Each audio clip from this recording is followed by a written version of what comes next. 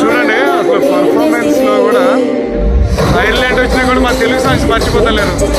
ఏమో ఎక్కడ పోయినా మన తెలుగు సాంగ్స్ ఫేమస్ అయ్యో. తెలుగు అంటేనే హైలైట్. ఆ తెలుగు మ్యూజిక్ డైరెక్టర్స్ అందరికీ సలాం.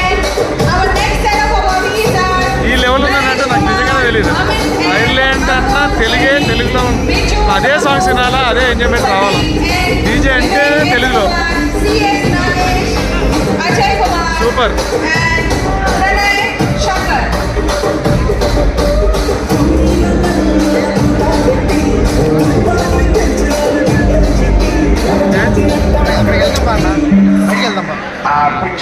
బేటీ మహేష్ బాబు సార్